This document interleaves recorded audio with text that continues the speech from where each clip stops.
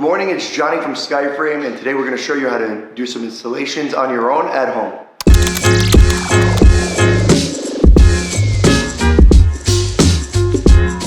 We have our helper John here who's going to help us do the installation today. The first thing we want to do is look what kind of hardware is on the back of the frame. For this one, it's called a French cleat, metal cleat. And for this one, you're going to need a level, you're going to need your tape measure, and you're going to need to decide where it's going to go on the wall.